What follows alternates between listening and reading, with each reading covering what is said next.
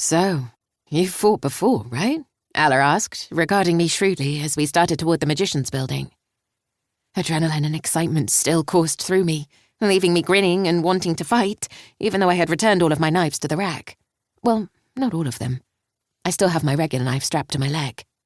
It felt so good to fight again, to be circling someone who was better than me, more trained. It made me feel strangely free. It made me feel like, for maybe the first time since I had arrived at the palace, I knew what I was doing.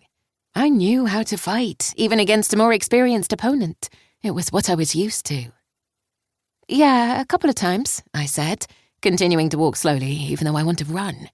A couple of times? Bout asked, looking at me with wide eyes. That can't be right. You were incredible. I grinned to myself and looked down. I wouldn't say incredible. I barely managed to get any hits on Tria, I responded with a shrug. That was true, but I'd still enjoyed it so much. Time had moved strangely as we circled each other slowly, waiting for signs of attack. It had felt like we were frozen in time, but also hurtling through it.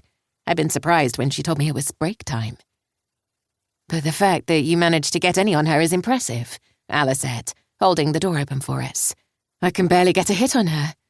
The way you moved was unexpected. Thanks, I said, not sure if it was a compliment or an insult.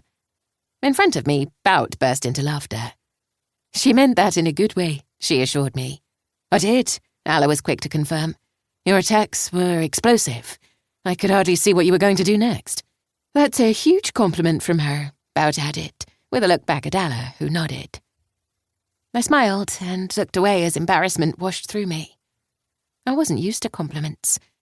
I had no one out in the rings to really give them to me, and they made me feel strange. The words made heat rush through me and pride dance in my heart. Why is Darcy blushing so much? Rena asked as we reached the table where she was waiting for us with Sen and Esther, her eyes sparkling with a thirst for information. Are you teasing her about Lack? Sen asked excitedly as she quickly finished her snack. Where is he, by the way? My eyes quickly scanned her, searching for any sign of illness. She looked so much better than she had that morning. Her face was no longer pale and drawn, her eyes much brighter and fixed on me. Even her magic moved much more energetically. He's at the shore, Rena told her, before looking at Bout. So? Sen glanced at me uncertainly, and I knew she'd had the same thought I had. I wanted to explain to her why he'd been sent, but Bout was already speaking.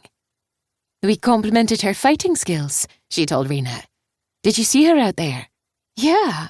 What was that? Rena demanded of me before looking at Sen. Did you know your sister is incredible with a knife? Sen shrugged at her. We lived in the outer rings, was her only explanation, but it was enough.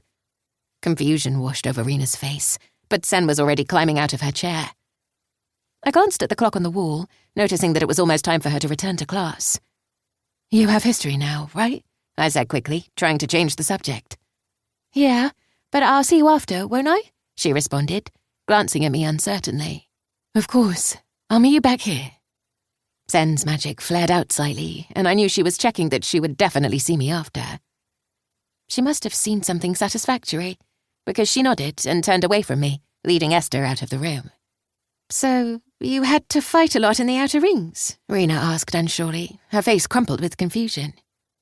I looked at the food in front of me and began loading some onto my plate, unable to meet her eyes.